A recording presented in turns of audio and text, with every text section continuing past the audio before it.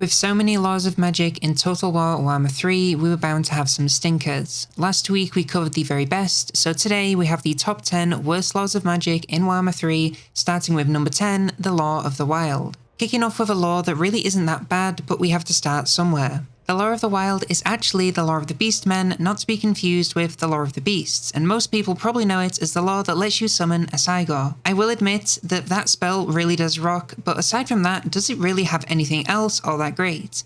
Devolve is quite a good buff, especially for chasing down units, which is the entire Beastman deal. Bray's Scream is fine, Vile Tide is also fine but without much armor piercing, so marginally less fine. Trade to Kin is another direct damage spell with a speed debuff, so fine. And Mantle of Gorg is a unique spell in the sense it offers a trade-off and is otherwise a good buff with a nice bit of risk.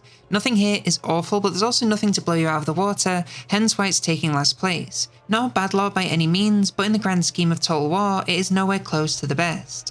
At number 9 we have the Law of Runic Magic. It's probably debatable that I'm calling this a Law of Magic at all, but it's in the spell browser, so I'm gonna let it have it. Why would any of us question the title if the law itself is more than happy with it? Anyway, the spells or runes here are all not bad. Damage resist is gas, armor is a bit redundant given it's for the dwarves, explosive damage is fun, slowing enemies down makes sense, speeding up your units makes the same amount of sense in reverse, and increasing damage and sundering armor is just fine, especially given their turtle playstyle. There's just the one stinker and then everything else is more than acceptable, so why include it on the list at all?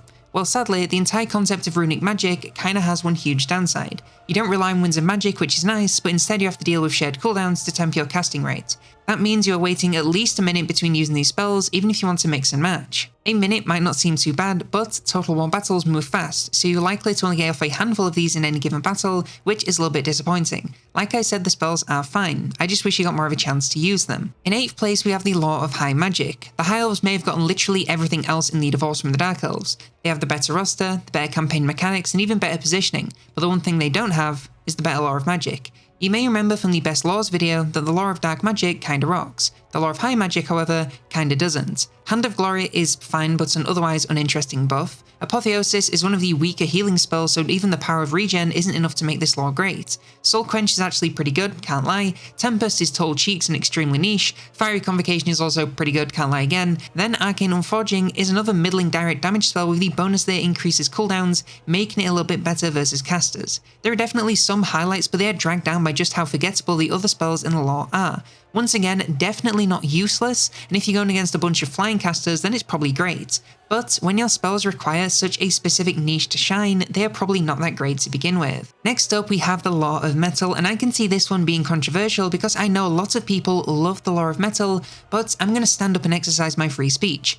I don't think the Law of Metal is all that good. Plague of Rust is whatever and only usual if you don't have much armor piercing damage in your army. Glittering Robe is only useful when enemies don't have much armor piercing, so the same problem as Plague of Rust. Gehenna's Geholden Gehounds is a randomly moving vortex, which means it will only friendly fire and nothing else. Transmutation of Lead is actually a decent debuff, I can't deny it, but it still just makes enemies kill slower, not your units kill quicker.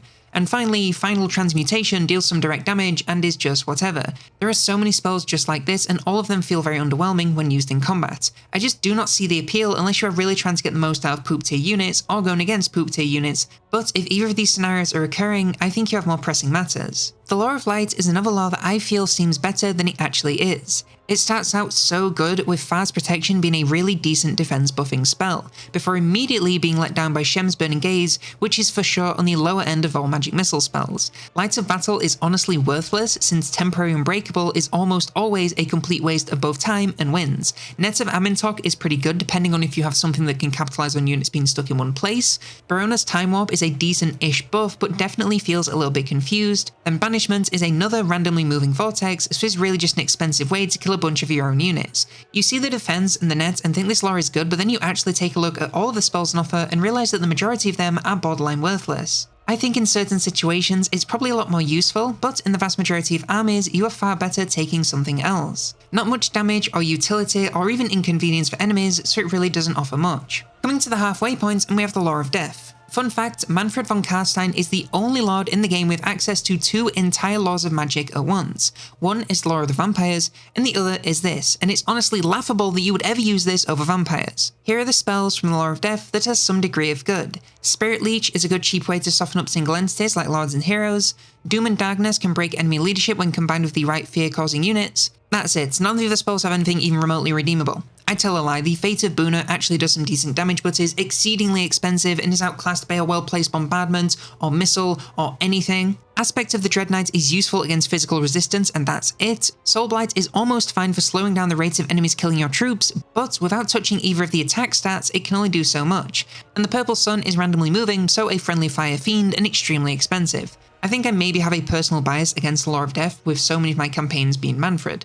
The name just makes it seem so cool, like you're going to rain death itself onto enemies, but in reality, almost every single spell is extremely underwhelming. Next we have the Law of the Deeps. Damn, another vampire-adjacent Law of Magic, albeit from the coastal variant. The vampire coasts suck in a lot of ways, and sadly their Law of Magic isn't any different. We have maybe 2 spells here that are kinda okay, and they're honestly not even that great. Denizens of the Deep is a fine summon for keeping enemies in place, while still leaving some gaps for gunners, but is quite expensive for units that will evaporate in minutes. And Vangeist's Revenge does some capital damage and looks bloody fantastic, but is also extremely expensive for what you get. The rest of the spells are honestly pretty skippable. Spiteful Shot is good for fighting physical resistance, but never have I worried about the accuracy of my gunpowder units because it hardly matters when there's 20 of them shooting at once. Tidecall is fine early but has literally 0 armor piercing, so falls off a cliff very fast. Fog of the Damned is just a way to buy time, since if your Vampire Coast army is getting into melee, you probably didn't bring enough guns. And Kraken's Pull deals a very small amount of damage and slows enemies down, which is nice for making them easy to shoot, but very expensive for what it is. The lore is made even worse when you remember that your choices are this, or the Lore of the Vampires, which is just plain laughable. The only reason to choose this is to commit to the Vampire Coast bits, otherwise, do not bother. In third place we have the Lore of the Little Waa, and it turns out goblins really can't have anything in this world. The other Lore of the Greenskins is so damn good, so it really does break my heart to rank the Little Waa so low, but I really do think it's pretty bad. Sneaky Stabbing is actually very good, but after this, things go rapidly downhill. Vindictive Gaze is a very passable missile spell, but quite inaccurate. Gorkle Fix It, which now I think about is probably referencing something that we really shouldn't be, is a very specific anti-charger spell, so extremely niche. Itchy Nuisance makes enemies deal less damage, but doesn't help your own units deal any of their own. Night Shroud is absurdly niche when you want to get a little sneaky with it. Curse of the Bad Moon Rising is yet another vortex with no armor piercing damage and an admittedly decent buff, but it randomly moves, so who cares? There is one spell here that I think is good, and the rest range from useful in extremely niche cases to totally worthless.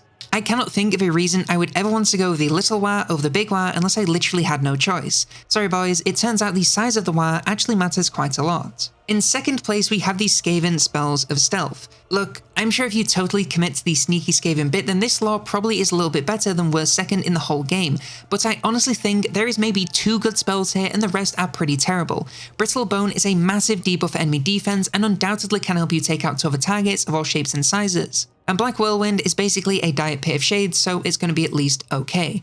But everything else is trash. Skitterleap, Speedy Sneaky trash, Warp Stars, Low Damage trash, Veil of Shadows, Distraction trash, and Armor of Darkness is Toughness trash. I am sure if you use the sneakiest units on Earth and you are min-maxing the fun out of your Skaven campaign, then these spells can get some value. But with 99% of armies, it is just so completely worthless, especially when you can choose either Plague or Ruin instead. And in first place we have the Law of Mists. I couldn't believe that the newest Law of Magic to join the Warhammer 3 family could also be the worst, but I have searched the archives and I assure you they are complete. This law is just wall-to-wall shit spells, and I'm not sure I can even think of a gimmick to change that. Ladriel's Shroud is a nice cleanse with some extra vigor, which is beyond niche even if it is so cheap. Mathlin's Spite is a direct damage and vigor sapping spell with some slowing, and is mid as hell. Walk Between Worlds offers speed and Strider along with physical resistance, which is pretty damn worthless given how much magical damage is flown around these days. Flensing Har is pretty much nothing, and before you argue the missile block chance, have you ever seen a shield do anything against Sisters of Avalon anyway? The Writhing Mists buff missile block and grant stalk and snipe, but also reduces enemy missile defense and leadership. Which is it? You either for ranged units to hide or for melee units to take less damage and soften up enemies. And lastly, Mistress of the Deep, which summons Oceanids, which is fine, I guess, even if they're a little bit underwhelming as a unit. It may just be my preference for my spells to actually have an impact with damage, or healing, or anything, but this law just feels so totally cosmetic. Like, I could have the same battle twice, once with this law and once without, and the outcome would be basically unchanged. But if you instead want to know what laws of magic will definitely change the outcome of your battles, then you should check out this video on the top 10 best laws of magic in Warhammer 3.